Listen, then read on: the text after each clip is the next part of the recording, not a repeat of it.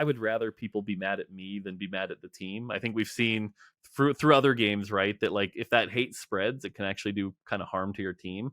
I'd rather funnel all that and just like, you want to be mad at Mortdog. It's fine.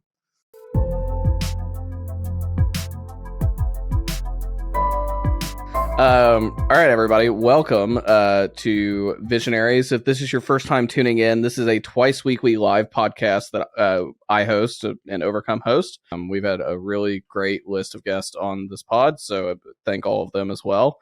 And today's guest is no different. We are joined today by Mort from Riot. He's the lead designer on Teamfight Tactics, the auto battler game. I think that's the correct genre. Mort, correct me. That's right? Okay. Yep. Anyway, how's it going, Mort? It's good. It's good. Busy days, balance patches, future sets, but it's just a normal day and it's good. Things are good. What is the sort of, I guess, like, because you create content, you are front facing as well. What is the balance here between what a day looks like for you in terms of like how you're prioritizing what you're working on and how you're spending your time? Yeah, so my current role is sort of as the gameplay director. The TFT team has been growing a lot lately. And so for a lot of our other stuff, like, future facing or team organization, we've got a lot more people now. So basically my job is, the short version I always say is make sure the game is fun. So right now my day is basically focused on like the state of the live game, how the next mid set's going, how the next set's going, working with all the set development teams. And then I'd say 20% is like cross coordination with some of the other leaders, things like team management, stuff like that. So that's kind of, it's spread pretty thin amongst a bunch of things, but the core focus is the game fun. And how big is the team at Riot now working on TFT? So up until recently, we were pretty small. I'd say like 40 to 60 based on like the last few years. But recently, the TFT team has been exploding in growth. We've almost doubled in size. We're still growing even more. So the team's getting pretty big now because we're kind of investing pretty heavily in TFT now, and a lot of cool stuff on the horizon. So the team's getting real big. Wonderful. And the for those maybe unfamiliar, some of our audio on demand listeners that will listen to this later maybe aren't familiar with the game itself. At its base core, can you kind of explain the tenets of what Teamfight Tactics is? Yeah, so Teamfight Tactics is an interesting strategy game where your job is to build up an army. So you buy units from the shop with your money that you get each turn. And you try to build the best team you can. The more expensive units are stronger. And each turn you can place them. But there's a little sort of like chance involved where it's like if you can get 3 of the same unit, they power up. And so there's that little bit of like chance element of like, ooh, if I can get 9 of the same unit, then I can get the big special 3-star. And so there's that kind of exciting of like, what comp am I going to build this game? Every game ends up feeling pretty different. And so in a way, it's sort of a very skill-based slot machine playing around random in a very fun way. So. And I think part of the reason I wanted to bring you on the show, because, we were saying earlier before we went on air that you hadn't done a whole lot of press before, which is a little bit surprising to me. I think the other thing, too, though, is this is a genre. There are other competitors in this genre, but the TFT has kind of stood the test of time. And I think part of that staying power is what you're building in, which is League of Legends, one of the biggest multiplayer games in the world. Going back to that, you mentioned that you weren't a part of the team that started development on the game, but you joined it prior to it launching. Is it daunting to kind of work within the League universe, given how big the game is and the success of the League of Legends, the main MOBA, and being something sort of attached to the hip with that? I wouldn't say daunting. If anything, I'd actually say it's like, think of it like a canvas. It's like you've got all these different brushes to play with. Any particular set, we use about 58 champions of the like 160. And so it's like, if you're making a new set, think of it like a painting. It's like, what brushes do I want to use this time? And there's so much you can do.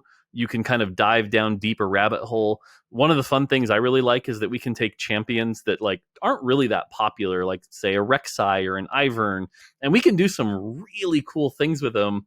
We can make them 4 or 5 costs and do really wacky things with them. And so kind of it's really exciting actually to just be able to like have so much to work with. And for a game that really needs novelty and unique experiences to thrive, having that much to work with is like really awesome, where I think a lot of other IPs might actually kind of struggle because it's like once you've used all the cool stuff, what's left, Well, that's an interesting challenge to actually something I can draw a parallel to. We had on this show a few weeks ago Ben Brode, who's the co-creator of Marvel Snap, and obviously, like you, he's kind of working in a built canvas, and a big one though, because Marvel is like this very like content-rich IP. More than 100 years basically of comic book stories at this point that he can tap and draw from. But in a way, like it can be limiting. I understand League is really, really big. But do you ever feel like it's constrained in what you're doing and making sure, like, for example, like making sure that, you're not using the same ability from a champ every single time and innovating on things like that? So, not yet, but I will say we're starting to get there. I think there are certain champions that are going to like lend themselves well to big flashy spells and certain champions that aren't, right? We're probably going to never make Braum the big shield guy, your big star caster that does a ton of damage, right? We still have to be true to the characters. The other thing we're kind of finding is like, how many times can you put Poppy, the little dwarf or the little Yordle with the hammer, as a one cost before it starts being repetitive? So we're starting to see some of the limits of that, but at the same time we've also been starting to go outside the bounds. There was a set where we had Silco from Arcane that Yep. League didn't have. In the dragon set we made our own dragon. So like I said, while there are some limits, we're also finding ways to kind of break those limits. And so again, honestly, not really. It's actually, I think there's still a lot more we can do, and I think we still got a lot of ideas up our sleeves. Well, I feel like some of it can also be kind of goofy, right? Like Yep. I'm thinking about this set in particular, like, Cho'Gath having Vel'Koz's Yep. ultimate ability come out of his mouth. That is not something it's not a weak thing at all.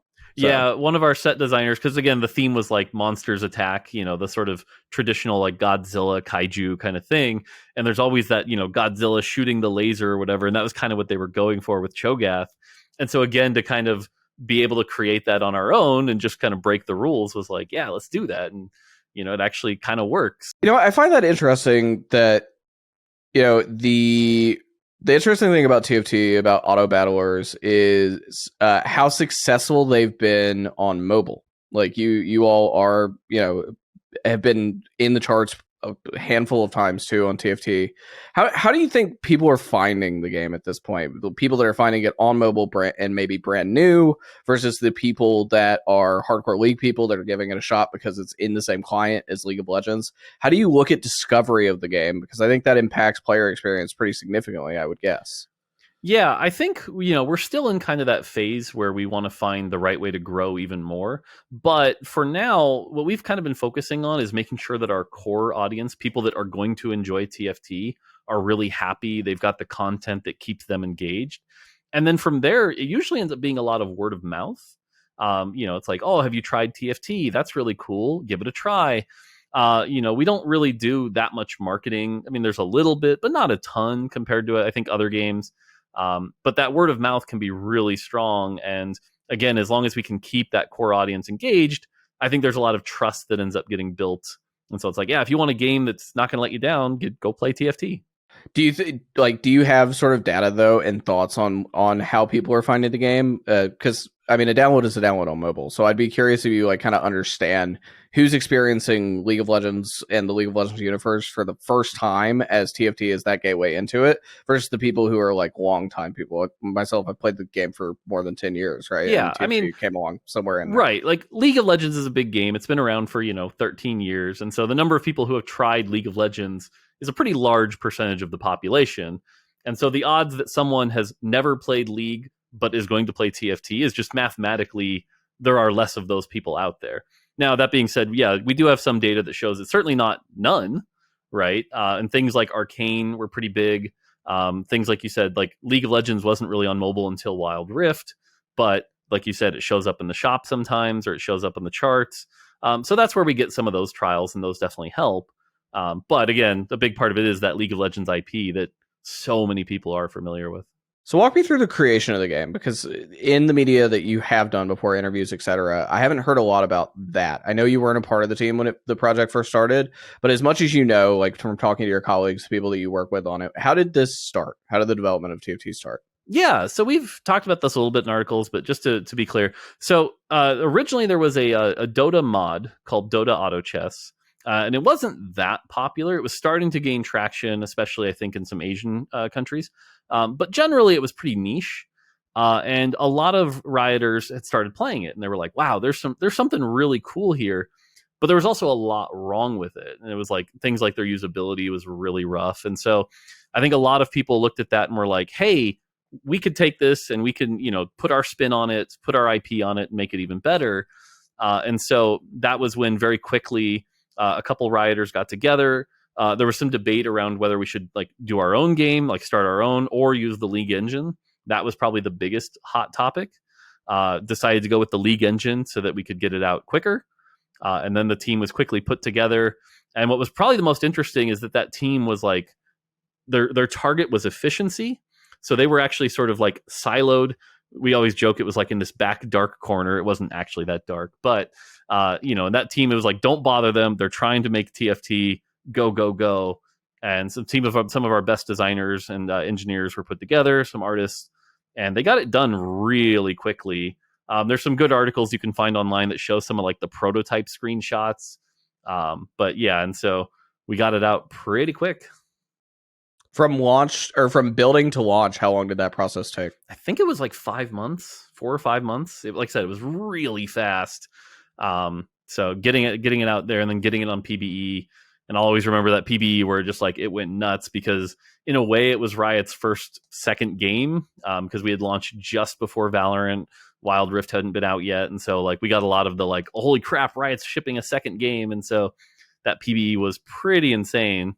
But yeah, like I said, I think it was about 5 months. Yeah, I was actually just about to follow up on that because I think that is something that's really, really interesting about what you all have done is you kind of were Riot's second game before Legends or Runeterra before Valorant, and it is. Did you feel like the pressure of that when you joined the TFT team and started working on it? Or was it more so you thought? I guess the second part of that too would be did the launch exceed your expectation of how many people would be vastly interested in what you were doing? Yeah, so like I said, I joined about 3 weeks before we shipped, so we didn't know quite how big it was going to be. But I felt a lot of pressure because I wasn't the original creator, and so I kind of was like, I need to prove myself that I deserve this position.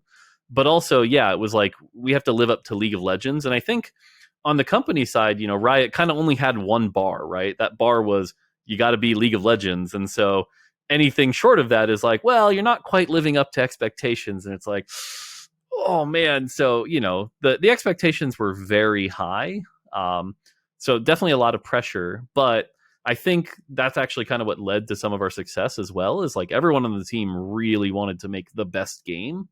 And so that ended up paying off pretty well. Other than the sets themselves, obviously, and for those unfamiliar with mechanic, the game refreshes every 6 months or so with brand new characters, brand new abilities, different themes. The other thing that Mort didn't mention earlier is, in addition to the units, there are synergies. So each unit has 2, sometimes 3 different synergies and how they play together. So you're incentivized to kind of build these teams together cohesively, right? That's the other mechanic of this genre in this game.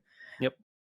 One of the other things that I think with TFT is it has been League has changed a lot since it came out in 2009. Very, very different than the experience that it was back then. It's still a MOBA. It's still the 3 lanes and the jungle in between. The monsters have changed a little bit, but the mechanics and the thoughts are kind of the same. But TFT has been, I don't want to say stagnant, it's not, but it is sort of the same game that came out 4 years ago. And have you thought about other ways to kind of change the game without massively overhauling it as well, outside of just the sets?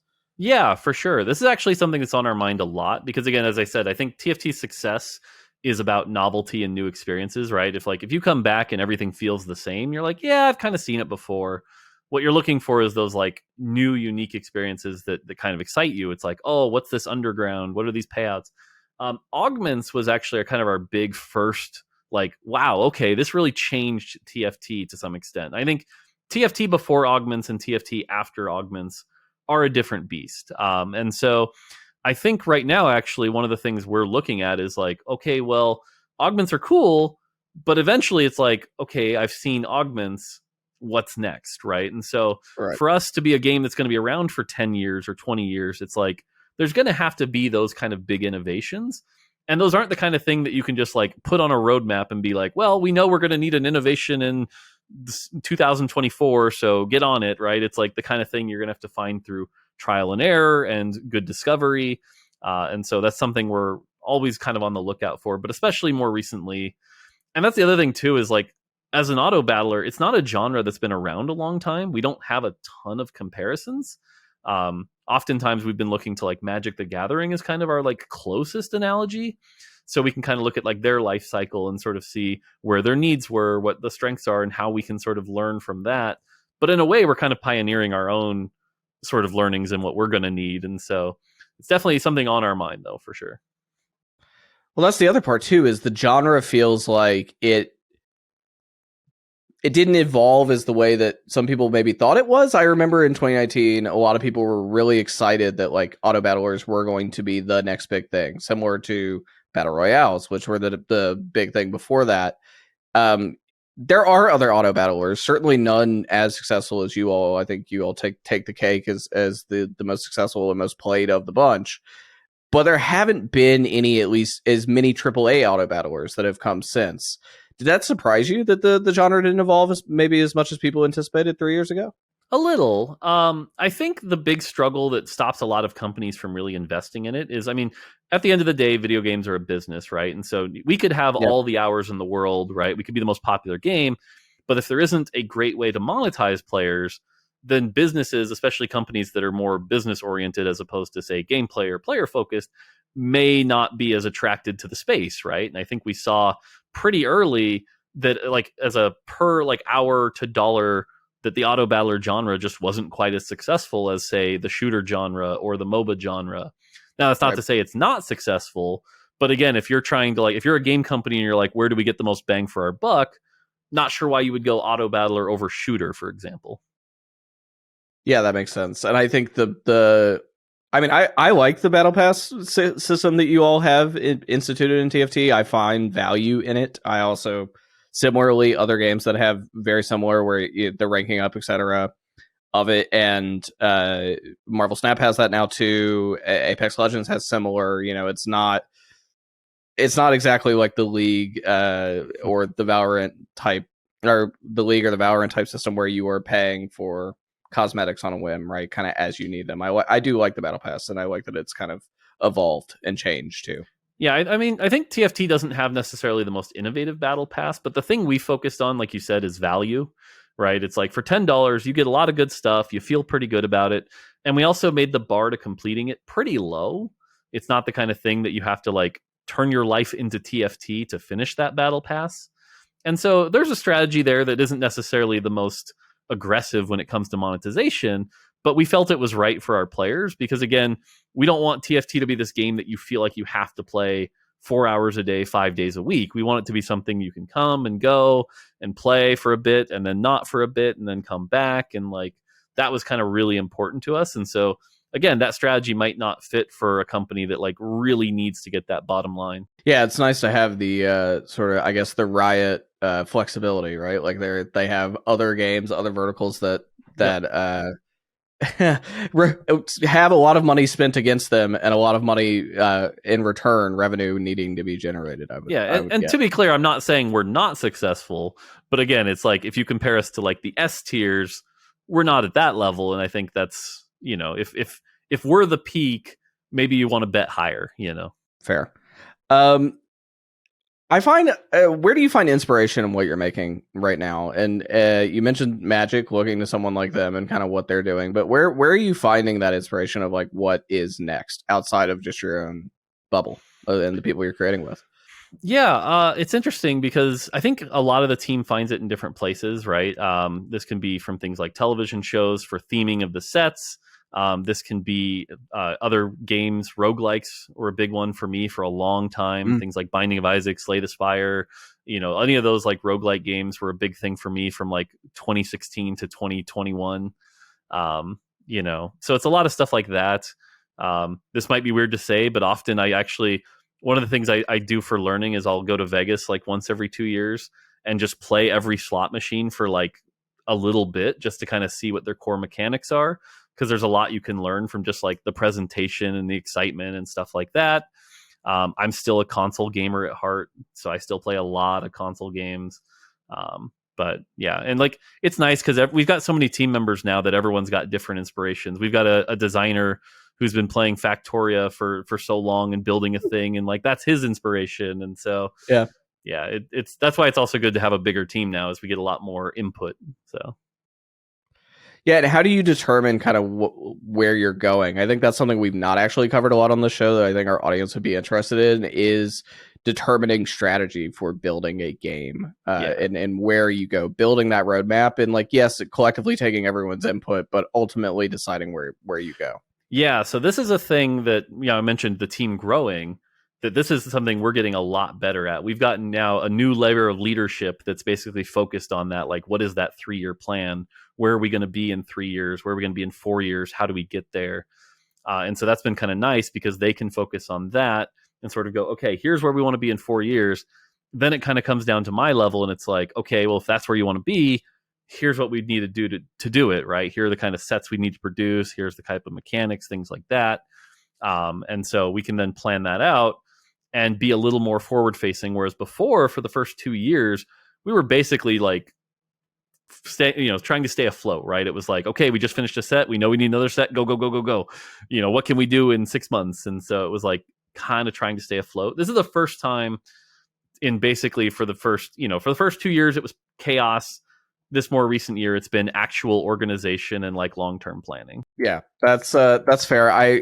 I can imagine too. It is I mean, I'm sure relieving now to have a bigger team as well, considering like, I mean, I'm an entrepreneur. I understand, like running things lean, even with 40 to 60 people on something as big as y'all are working on, seems extremely difficult. So it's definitely better in the long run, and it'll definitely make the game better. I will say personally, so when I was at Nintendo, it was a team of like 40 and 45, and every project I've worked on has been like 20 to 40 people.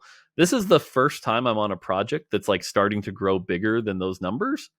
And so the weird thing for me is I'm always used to like kind of knowing what everything is going on. And we're getting to a size where that's just not feasible. I can't possibly know what cosmetics is planning a year down the road while also managing the sets we're working on, while also like it's just impossible. And that's been a weird thing for me to get used to. But again, for the game, it is a better thing, and I just have to kind of turn my brain off and default to trust. Like, they got it. It's fine. You mean you're not a tyrant like Reddit makes you out to be more? That's you're not the tyrant designer. No. If anything, I've been often. So I give harsh feedback, but I often don't bring down the hammer. I'm like, look, you can do this, but I wouldn't, and here's why. And so sometimes I actually need to be a little more tyranty. So. Yeah, I'm just giving you shit. I think that some of the people on the forums, like it's some of the people that on Reddit and elsewhere, you were talking about first time chatters earlier on Twitch too. Like, yeah, your game sucks. It's the usual. It's the and the nice thing there is like I would rather people be mad at me than be mad at the team. I think we've seen through other games, right, that like if that hate spreads, it can actually do kind of harm to your team. I'd rather funnel all that and just like, you want to be mad at Mortdog. It's fine. Do you feel like as a public figure, like has it taken time to build that shell? Like when that first started, when more people got to know who you are, obviously you create a lot of content, you make yourself accessible. Like we were saying earlier, one of the more accessible game devs, especially one that is in a position of power. Do you feel like it took you time to sort of build up that confidence to be able to shrug some of that off? Yeah, for sure. In fact, even the first year of TFT, I had some pretty big blunders where like players would say something negative and I would kind of like get mad about it. And I was like, why would they say that? Oh, those idiots. And like, I even remember I had one altercation with a player named Kyun where I called him a spoiled little blank. And, it was like, it really wasn't the best act. So it took me a while to actually kind of build up the relationship with the community. And as far as like my position, to really understand sort of what my position is and what I'm supposed to be doing, and letting players be mad, and that's okay. And so my first year I was pretty rough at it. I kind of look back at it and cringe a little bit sometimes of like, we've all been doing? There. Come on. We've all been there. But I was new to it, right? Like now I think I've been streaming for like 40 months now, so it's like I've been doing it a while now, But yeah, those first few months, it was like it took some learning, right? And we've seen other public figures crash and burn, so I've always had to like tread that line, but it's not an easy line to tread, and it takes a lot of practice. Well, the one thing too is like TFT is extremely content driven. I feel like a lot of the people who pro or not, just high elo, like a lot of the people that are super into TFT, I would guess that the majority of their revenue comes from content creation and what they're doing around the game as well. And you're in that boat, right? You're creating content yourself and managing content. And so in terms of that, we were talking a little bit earlier about the balance. How do you balance that with the responsibilities you have of building the game? So that's an interesting one, because I've brought this up a couple times that, you know, I made games at Nintendo and I made games at Riot, and like as a designer, my job was make the most fun game possible. Period. Like that's all you cared about. But recently, there's been this secondary thing where it's like people expect, well, not only do you have to make a fun game, but we've got to be able to make a living off playing your fun game. And it's like, wait a minute, what? That was never part of the agreement. We're just trying to make fun games. So that has been interesting, right? And I think a great example of this is like the frequency of balance patches, right? Because if you balance too often, I think players who, you know, aren't playing 7 hours a day or 12 hours a day are going to be like, yeah, the game's changing too much. Meanwhile, your content creators who are playing, you know, 60 hours a week are going, okay, I'm ready for the next thing. What's up? And finding that balance, you know, is something we have to keep a very close eye on. But trying to play it from both perspectives, right? It's like sometimes I'll play as like a content creator, and sometimes I'll just play as a normal player and try to get those wide perspectives.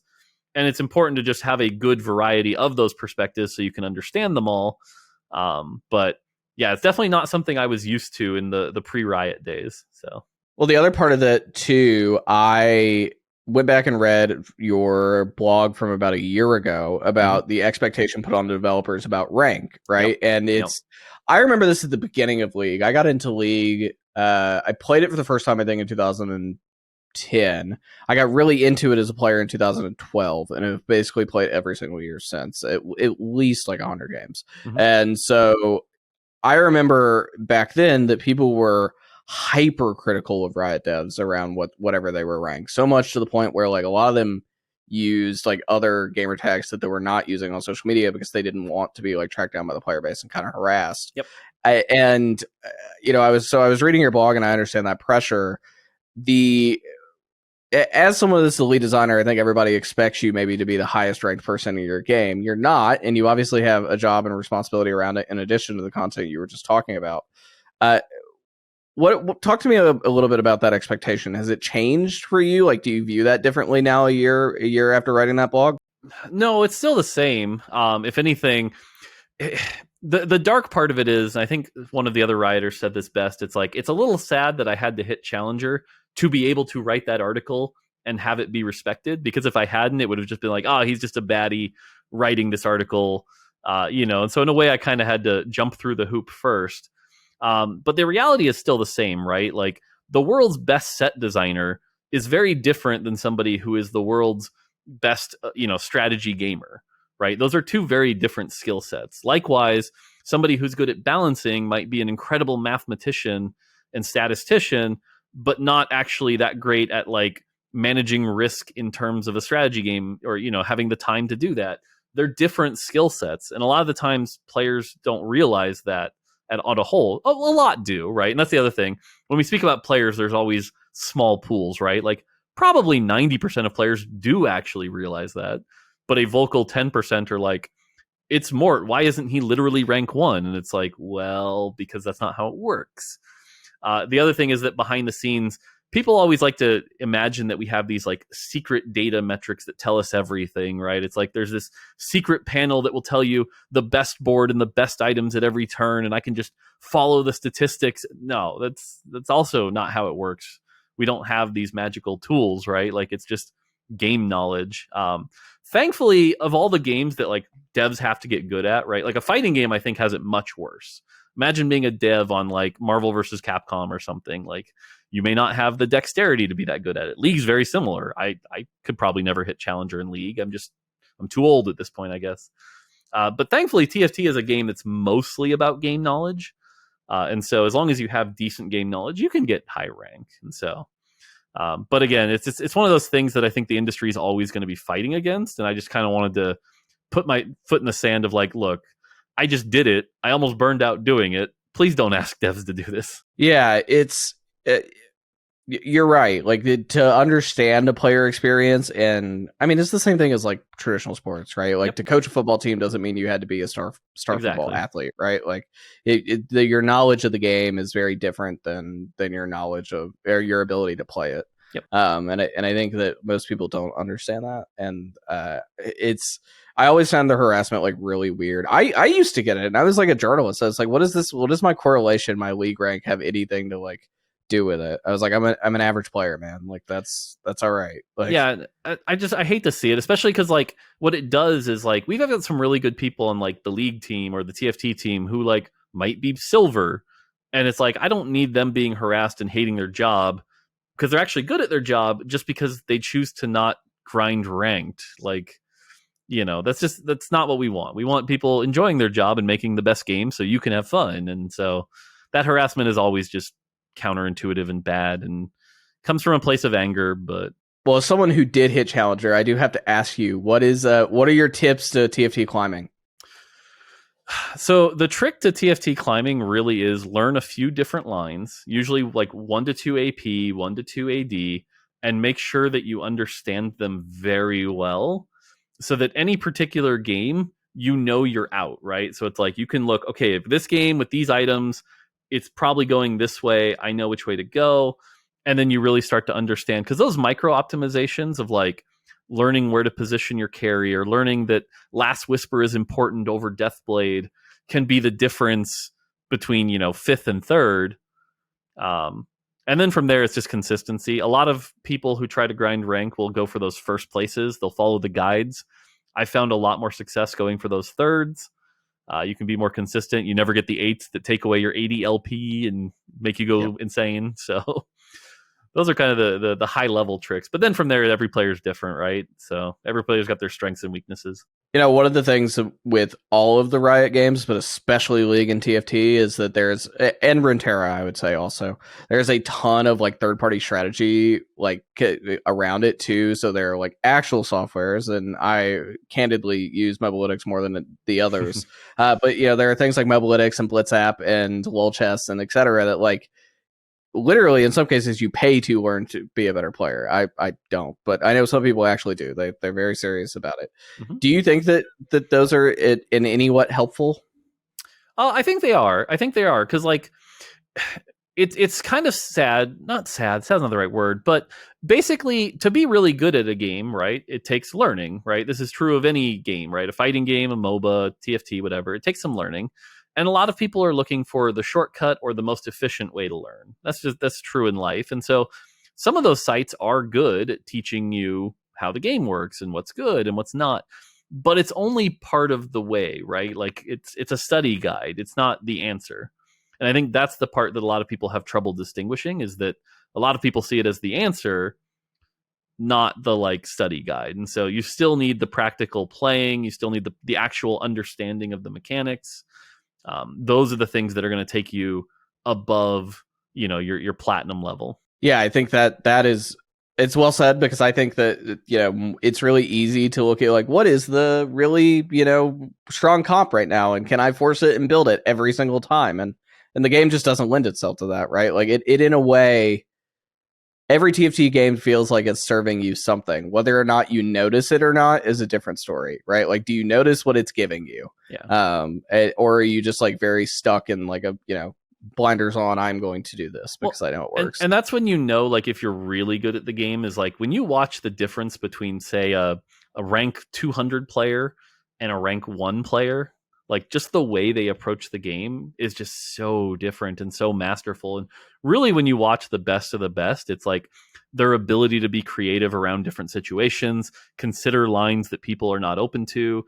I always go back to the example, I think it was the set 6 championship, or either set 6 or set 7, I'm blanking, but one of them where there was an augment that had like a very low top 4 rate, and most of our players were like, I would never pick this augment, but he saw the line, he saw the position, picked the augment, did very well with it and ended up winning the game. And it's like that level of creativity and inspiration is like really what TFT is all about.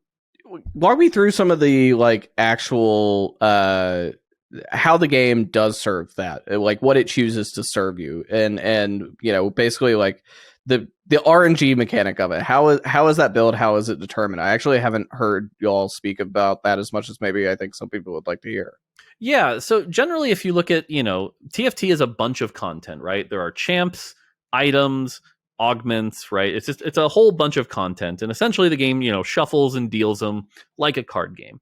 Behind the scenes, if you think about that in terms of outcomes, right? Because to oversimplify it, imagine it's 100 coin flips, right? And like on average, that will be 50 heads and 50 tails. There are going to be games where you get 60 heads and 40 tails. There are going to be games where you know, if we assume tails is the bad outcome here.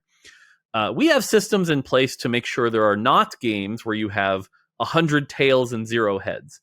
Even though it is mathematically possible, we prevent the like really bad outcomes, even though they are possible, because those just aren't good player experiences. From there, we expect that each of those coin flips is essentially an opportunity for you to make a choice and play around it, right? Like if I have this augment, what other choices should I be making down the tree? And so that leads itself to the player going, every game, there's a different series of choices. Make the right choices to get a different outcome. I've always visualized it as like a giant decision tree, and you sort of know the endpoints, but you don't know the best way to get there. And the navigation through that decision tree is what's interesting. And it might be through a prismatic augment this game, but the next game it might be through a tactician's crown start. And you have to be aware of all of those different paths to be a real master at the game. Yeah, I think that's actually, I had never thought about it like that. I think that's an interesting perspective of thinking about the tree analogy, especially with the augments, the way that they've changed the game, the ability to, you know, choose three different things that are, and sometimes they don't feel like they synergize, but that probably means you pick the wrong thing, I would guess. It feels best when all three things line up really neatly.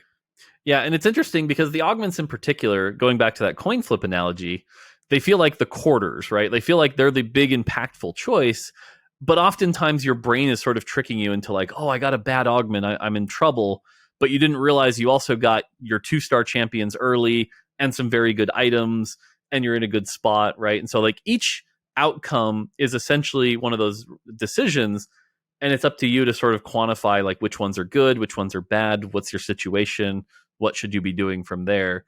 And so that's why you can see some people, even with bad augments, still turn a game around, or with good augments can still lose because they didn't get the right champions, had a bad roll down, stuff like that. Well, specifically with the champion augment functionality that is more recent to the game, you know, a specific champion getting a buff. How often do you find that someone is going to, maybe you don't roll the champ you got the augment for, maybe you can't 2-star them, right? Like, and you have to make the decision, or maybe you don't get any of the other champions that synergize well with them, and so you have to choose right then and there, like, do I just ignore this augment and focus on what the game is giving me, what the slot is giving me, or do I like just try to force this? I think that's been my biggest question lately. Yeah, and that one's interesting because if you go into the nuts and bolts of the system, the way it works is the first augment, that's pure random, right? So you could maybe have a start that's Spell Slinger, and then all your augments are like mascot related. And you're like, well, damn, okay, I have to change my start, right? But the later augments, this is where, again, I talk about us like tailoring your experience. The later augments actually do play to your board to some extent. So the odds that you got something really bad are basically non-existent. You might get something a little suboptimal, but generally it should try to help you. Now, that being said, that's one of those systems that requires some really elegant design, right? Is like, if you tailor it too much, then everyone always gets the augment they want. If you don't tailor it enough, then everyone's like, okay, well, 20 out of the 28 augments don't work for my board. If I don't hit those, I lose. And so finding that line has been one of the challenges that we're looking for when designing that system. But again, to your point, even if you get a hero augment that doesn't necessarily fit your board, half of them are what we call support augments, which are just supposed to be the sort of general team buff for your team. Yeah. So it's up to you to figure out how to slot those in to take advantage of it. So even if you're playing a Spell Slinger team and you end up with a Samira support, at least your Spell Slingers are attacking faster and casting faster. And so you might find a way to make that work. So the next thing I want to ask you, more is about the hardest design challenge you've found with TFT. We talked a little bit about this. What do you find is the hardest thing about building this game and maintaining this game? I mean, the hardest thing is often the time, basically, because up until recently, like I said, we were developing sets very quickly with a very small number of people. Each set basically had 2 to 3 designers. And so a lot of the times, like let's say you want to do a set mechanic, right? Like we're going into Dragonlands and we need to come up with a mechanic. And your designer has an idea and you're like, cool, we're going to make dragon eggs. So they take the time, they put it all together. It looks okay on paper, nothing too bad. And you're like, all right, you play test it. And after play testing it, you're like, this isn't very fun. This isn't quite working. And you try a few iterations and you're like, man, can't quite get it right. It just doesn't feel right. We're kind of out of time. What are we going to do? And so more often than not with TFT, that's basically what's happened with every set mechanic is like we have an idea, we try it a bunch, it doesn't quite work, and then we have to come up with something else and last minute get it in. And so getting those mechanics to be fun has been probably one of the bigger challenges.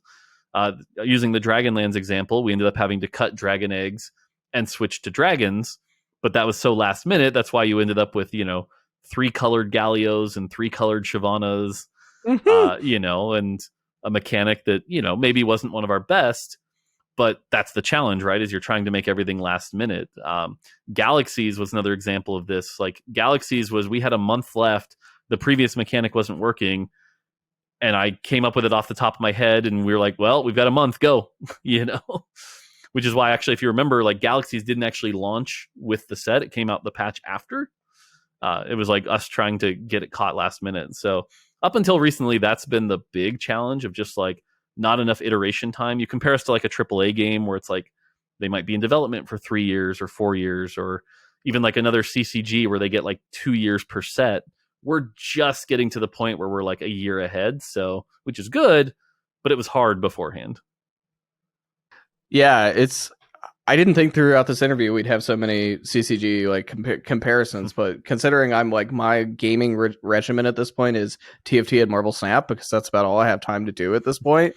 It's crazy how many similarities that you guys have to CCGs. That is not something I thought at all. But I mean, they do have mechanics, right? They do have synergies in a lot of different ways. Yep. So Yep. yeah, it's cool game design. I think we're gonna start taking some audience questions. People have written them out, and so this one was from, because I don't see him in the space, but returning listener. I know he listens to the AOD as well, so hello, from Dan XOR, which is more how much data, or does data drive the decision behind making you, or the decision making you and your team do to balance to even the creation of mid-set updates and entirely new sets? Curious to hear you expand on this. Yeah, so when it comes to balance, I always call it the trifecta. There are 3 things that matter when it comes to balance. There's the designer intention, which is like, I want this champion to be a tank. Cool. There's the data around how it's performing, and then there's the player perception around how it's performing. And so all 3 of those things are important to sort of triangulate where it's supposed to be. A really good example of this was all the way back in set 2. We had a 5-cost named Singed who would run around with poison on his back, and he was wildly overperforming. But the data actually showed him as like, he's okay, but player expectation was that player perception was he was too strong, and designer intention was he wasn't supposed to be a damage carry. And so it was like, okay, that kind of gives us the hint that we should be kind of nerfing his damage, but keeping his survivability up so that we're fitting all of that. And so those are the 3 things we use for balance. But then when it comes to actual like set creation and mid sets and things like that, we have an insights team that what they do is through a combination of surveys and other means, they come up with a set report basically every set where it's like, hey, here are the things players liked, here are the things they didn't like, here are the things you could iterate on. And then we can take those learnings moving forward and designing a set, right? So a great example of this is like shadow items. When we got back our set report from shadow items, as you can guess, it was catastrophically like most players hated them and they were confusing and led to a lot of problems. And so it was like, oh, okay, cool. Well, now we need to A, iterate away from these very quickly, and B, we've learned that Kiss Curse doesn't really work with our audience and resonate with our audience. And we can take that learning as sort of an absolute and move forward to not necessarily make that mistake again. And that's a nice way to make sure that we're actually getting a wide variety of perspectives, not just like the Reddit and Twitter, which can often be a very narrow slice of your audience. So that's kind of how we use data to both develop and balance. Is that impacting too, like what you think in terms of bringing back repeat synergies? I know for a while there were synergies that there aren't as many this set, but ones that came back multiple sets in a row as well. Is that also from that using that player data? Yep. We got, oftentimes we'll look at like returning champions, new champions, how do they perform in the data? The big thing that might surprise you is like generally when it comes to a set, the champs and traits, they mean something and they're a big part of it, but often the mechanic carries a lot of the weight on how players perceive the set. That's often what players walk away from as their biggest, strongest reaction. So, one or two bad champions won't break a set, but a bad mechanic will destroy a set. All right. I'm just going to read it. Sorry about that. All right. So the question is, are there any plans to bring back the old sets as a rotating temporary mode like they do in the Battle of the Golden Spatula in China? Yeah. So the answer is we really, really want to, because they've worked really well in Fight for the Golden Spatula as a novelty piece, and we're pretty confident that they will, right? It's like, imagine today we bring back set 3, Galaxies. It's like players will enjoy that for about 2 weeks. They'll have a lot of fun with that. And that's great, right? For like an event, like a rotation mode, that's fun. That's a good thing. Right now, the big struggle for us is the tech side of things. We have to figure out a way to build that set, get it all back in order, because as I mentioned, TFT was built in like 5 months, not really with the most, the perfect tech. A great example of this is like the item system, right? The items have been constantly being iterated on every set. For us to go back to the item state in set 3 is actually really, really hard. Interestingly enough, though, we're still exploring ways to do that. Fight for the Golden Spatula, for example, they just use the current item system, so it's not even like a true reprint. It's more just like, here are the champs and traits with the current rules. Interestingly enough, Fight for the Golden Spatula just launched. They went back to set 4, but they have augments that we helped them make. So it's actually set 4 with augments, which is something that's never been experienced, which is kind of cool. So TLDR, we really want to do it. We've wanted to do it for a long time. It's going to take a while on the tech side. Are you all also the one maintenancing Fight for the Golden Spatula here in the US? Is it the same team or is it a different team? So we work with a partner team over there. Like they put it all together, but we're in close coordination. We have weekly meetings. Like I said, they wanted to do set 4. I was actually the one who was like, hey, why don't you include augments? I think that would actually help it. And they were like, oh, good idea. And so like, again, it's a very close collaboration. But yeah. We had another question too from Quitoski or Quitosky. I'm not sure the pronunciation of that. Sorry if I'm messing it up. This is, game devs can be visionaries, and in a game like TFT tied to a huge lore and universe so complex like League of Legends, must be awesome, but at the same time overwhelming, which is something we were talking about earlier. How do you and the team keep your feet on the game? I'm trying to figure out what they're asking. How do you and your team keep kind of the foot on the game to keep the game under control? I think the question is making sure you're not having too much variance. But too much variance? I mean, the big thing there is, I'll just say, like, it's one of the reasons why it can be important to at least play your game and understand the player experience on the game.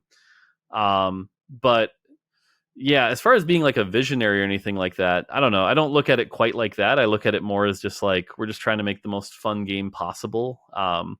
It's also a team effort. That's why it's like, it's not just my opinion or anything else. I think a good leader tries to make sure that they're listening to everyone, and that's where, like, because the best ideas can come from anywhere.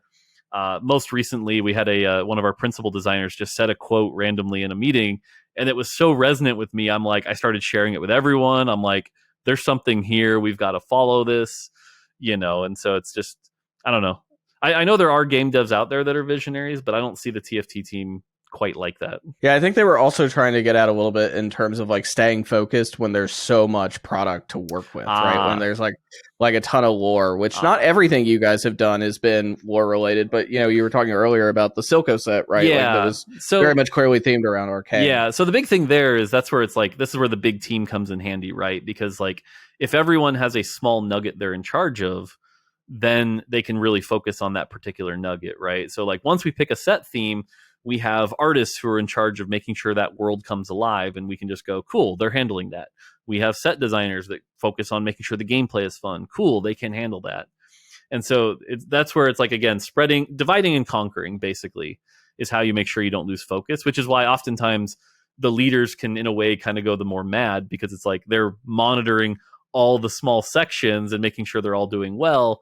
I always used to tease that, like, the mental swapping, the constant, I'm doing this, now I'm talking about the next set, now I'm going back to live, now I'm talking about management, can be a little taxing. But again, that's where a big team size can really help. This is from Flavor Jam. First of all, I'm a huge fan, Mortdog. I really love TFT. My main question was, with Akshan's simultaneous release, if I recall correctly, that's how it worked, along with Renata Glass' introduction to the game, I was just wondering how closely tied the teams working on the Runeterra properties are. Like, who initiated these discussions to get them in the game?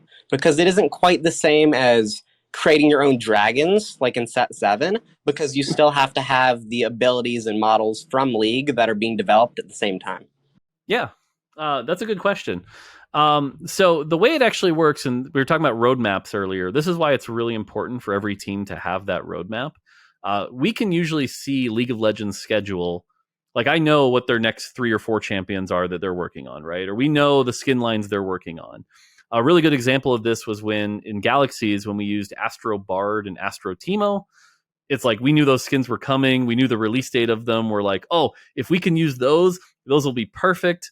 Let's grab those. Hey, League, just so you know, we're going to be using those. It's going to be great.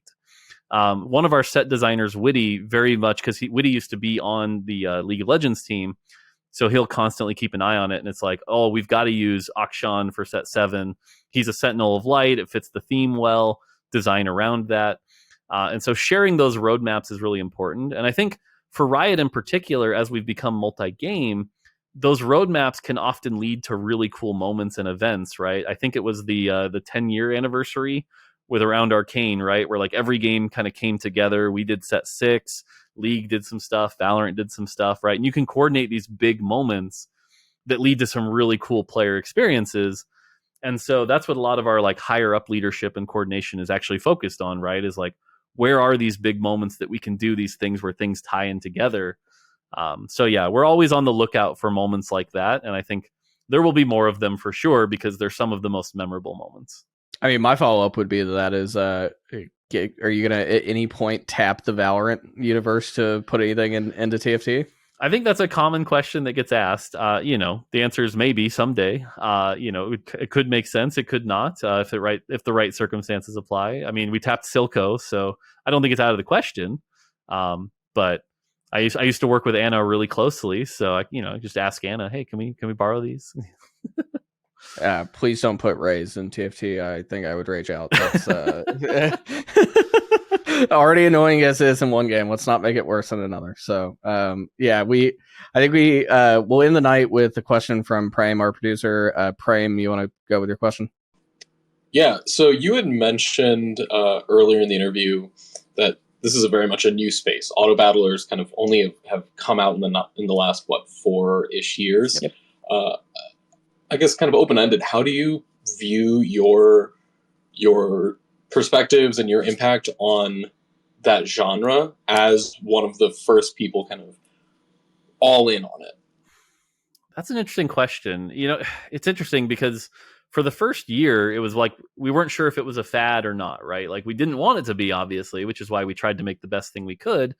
But there was a world where right after we shipped set 2, players really weren't enjoying it. It was like, is this the end of the genre? Nothing else was really coming out. Was it just a come and go? Now, though, it feels like we've shown that there's at least something there. And so, I don't know. I see our position as sort of like the industry leader in this, not necessarily the inventor, to be clear, right? Credit goes to the original Dota auto chess there, but being able to take that to sort of its best degree. And I think we've made one of the best products possible. I also think there's some innovation in the live service space that we've kind of done as far as like an active community, constant updates, things like that. But I don't know if that fully answered the question, but it's kind of like we're still kind of figuring that out, and hopefully our hope is that like it'll be a genre that will still be around leading 10 years from now is the hope.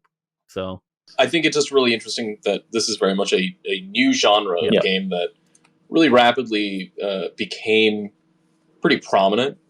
And to my knowledge, it's one of the first times in the kind of modern streaming era of gaming that we've seen a whole new genre come up and kind of dominate a space like this. yeah, and I think the big thing is, you know, we talked about like, okay, we're 3 years old. What problems are we running into? What are we going to run into when we're 5 years old, 8 years old, 10 years? Like, there's going to be new problems that we honestly aren't going to be able to predict as well because we're a new genre, right? We don't necessarily know our genre's strengths and weaknesses. We're trying to figure those out. And that's where, again, drawing those parallels to similar genres can help. But in order to really find them, we have to truly understand our game and how our players interact with it. And that's where, again, I say like the focus on things like novelty is our current theory. And so if novelty is your big driver in the genre space, making sure that you innovate there and keep that constantly going is going to be key to your success. Well, thank you, Mort, very much for the interview. We super appreciate it. Thank you, everyone, for listening also. And we appreciate you all being here, too.